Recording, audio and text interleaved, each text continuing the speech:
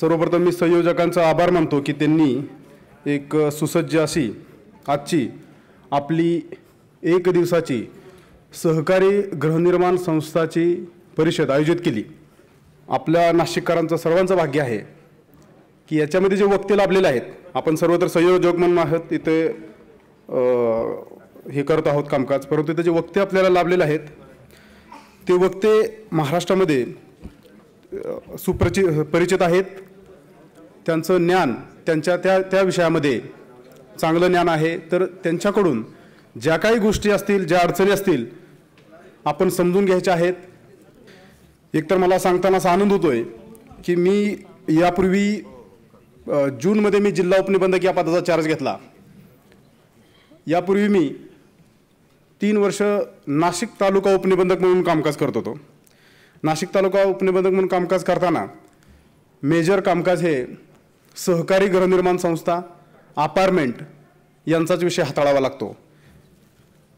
नाशिक तालुका उपनिबंधकापूर्वी मी पुणे शहर उपनिबंधक म्हणून कामकाज करतो। पुणे शहरातील गृहनिर्माण संस्था संबंधात ही पोस्ट आहे, त्या रिलेटेड त्यांचं कामकाज अनुषंगाने मी करत होतो। तर मी नेहमी तुलना करतो की पुण्यामध्ये मला काय अनुभव आला, नाशिकमध्ये काय अनुभव आला। तर ओव्हरऑल एक जर जनरल सांगायचं झालं तर नाशिकमध्ये आपल्या गृहनिर्माण संस्थांमध्ये जे प्रोफेशनल मॅनेजमेंट जे म्हटलं जातं ते प्रोफेशनल मॅनेजमेंट खूप कमी आहे। आपल्याला भविष्यात नाशिकमध्ये सध्या जमिनीच्या फ्लॅटच्या वाढत्या किमती पाहता हे प्रोफेशनल मॅनेजमेंट सहकारी गृहनिर्माण संस्थांमध्ये आणणं अभिप्रेत आहे। नाशिकमध्ये जवळपास 5000 सहकारी गृहनिर्माण संस्था आहेत। या 5000 पैकी दुर्दैव असं आहे की 1800 सहकारी गृहनिर्माण संस्था लिक्विडेशनमध्ये आहेत, म्हणजे अवसायनामध्ये, म्हणजे बंद पडलेल्या आहेत। महाराष्ट्रातल्या कुठल्याच राज्यामध्ये एवढ्या मोठ्या प्रमाणात बंद पडलेल्या गृहनिर्माण संस्था नाही आहेत। या बंद का आहेत? बंदचं मेन कारण जर आपण बघितलं तर ज्ञानाचा अभाव, कायद्याचं ज्ञान नाही, किंवा तिथे जे कामकाज करणारे संचालक आहेत, चेअरमन सचिव आहेत किंवा सभासद आहेत, त्यांची उत्सुकता कमी प्रमाणात। परंतु इथून पुढं आपल्याला कामकाज करताना या पद्धतीने कामकाज करून चालणार नाही। कारण जर आपण पाठीमागच्या 8 दिवसापूर्वी मला वाटतं देशदूत न्यूजपेपरमध्ये नोटीस एक होती, 800 गृहनिर्माण संस्थांची नोटीस तालुका उपनिबंधक कार्यालयाने प्रसिद्ध केली होती। त्या 800 गृहनिर्माण संस्था ह्या सहकार कायद्याप्रमाणे कामकाज करत नाहीत 2016 पासून, म्हणून त्या संस्थांचा जो लीगल स्टेटस आहे तो रद्द करण्याची नोटीस आहे। तर जर त्या संस्थांचा सहकारी गृहनिर्माण संस्था म्हणून कामकाज करण्याचा लीगल स्टेटस जर रद्द झाला तर पुढे ज्या कायदेशीर अडचणी आहेत, आपल्या सभासदत्वापासून ते आपल्या मालकीपर्यंत किंवा जो सोसायटीचं जे हँडओव्हर झालेलं आहे ते सर्व कॉम्प्लिकेशन्स क्रिएट होणार आहेत। तर या 800 संस्था असतील, त्याही संस्थांचे जर आपल्यापैकी कोण सभासद चेअरमन असतील त्यांनाही माझी सूचना आहे, नोटीस जरी आली असेल तर आपण ज्या कायदेशीर पूर्तता असतील, ऑडिटिंग असेल, बेसिक ऑडिटिंग, अकाउंटिंग आणि इलेक्शन्स, ह्या गोष्टीची पूर्तता करून घ्या। आपल्याला 1 महिन्याची संधी आहे आणि ते 1 महिन्याच्या संधीमध्ये त्या पूर्तता करून घेऊन आपण पुनर्जीवनचं ते कामकाज करू शकता। आपल्याकडे आज वक्ते म्हणून माननीय श्री प्रवीणजी दरेकर साहेब हे पुनर्विकास या विषयावरती ते बोलणार आहेत। पुनर्विकासामध्ये नाशिकमध्ये कामकाज करताना काही चांगले वाईट अनुभव पण आले।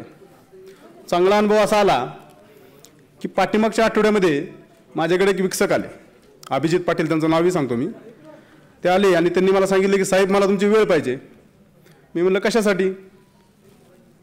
त्यांचं असं म्हणणं आलं की साहेब 2 वर्षापूर्वी तुम्ही एका सोसायटीला पुनर्विकासाची परवानगी दिली होती आणि त्या सोसायटीच्या पायाभरणीच्या कार्यक्रमाला आपण, त्या किदोळ टाकायच्या कार्यक्रमाला आपण उपस्थित होता। त्या सोसायटीचं आता मला सभासदांना फ्लॅट हँडओव्हर करायची चावी द्यायचा कार्यक्रम करायचा आहे। तर ते 2 वर्षामध्ये मी ज्या टर्म्स कंडिशन त्या तुम्ही आखून दिल्या होत्या त्या टर्म्स कंडिशनप्रमाणे मी पूर्तता केली आहे आणि त्या कार्यक्रमासाठी मी आपल्याला आमंत्रित करू इच्छित आहोत। तर हे ऐकल्यानंतर मला आनंद पण झाला की नाशिकमध्ये आपले असे बिल्डर्स आहेत। एक प्रायोगिक मी उदाहरण दिलं कारण पाठीमागच्या आठवड्यातला विषय होता म्हणून। ते ज्या टर्म्स कंडिशन आहेत, जे सभासदाशी त्यांनी कमिटमेंट केले असतात ते फॉलो करतात। आणि इम्प्लिमेंट केल्यानंतर त्याची अंमलबजावणी केलेली आहे ती पूर्तता पण पब्लिकली डिस्क्लोज करतात. एक चांगली गोष्ट आहे, एक चांगला मेसेज जातो याबद्दल. परंतु दुसरं असंही उदाहरण आहे, सोसायटीचं मी नाव घेत नाही, गंगापूर रोडला उच्चभ्रू भागातील एक सोसायटी आहे. तिथे एका सोसायटीमध्ये बिल्डरने चेअरमन, सेक्रेटरी, काही सभासद यांना विश्वासात घेतलं. सोसायटीची पुनर्विकासाची परवानगी मागितली.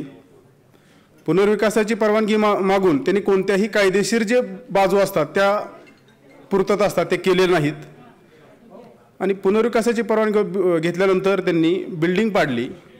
बिल्डिंग पाडून जवळपास 3 वर्ष झालं तर तिथे कोणत्याही प्रकारचं कामकाज चालू झाले नाही. नंतर सोसायटीच्या तक्रारी झाल्या, आमच्याकडे तो प्रकरण आलं. आमच्याही डिपार्टमेंटची विभागाची परवानगी नव्हती. डिटेलमध्ये गेल्यानंतर असं कळालं की जे चेअरमन सेक्रेटरी होते त्यांचंही अज्ञान होतं. चेअरमन सेक्रेटरी होते त्यांचंही अज्ञान होतं. त्याने TDR FSI या ज्या सोसायटीला मिळतात त्या बिल्डरने त्याच्या अधिकारात विकून टाकल्या. आता प्रश्न असा निर्माण झाला की बिल्डिंग बांधायची कोणी? बिल्डरने तर हात वर केले. बिल्डरने कामकाज करता येत नाही असं दाखवलं. सभासदांची अडचण तिथं निर्माण झाली. तर याच्यामध्ये असा का होतं हे प्रकार का घडतात? तर आपल्याला कायद्याचं ज्ञान नसतं.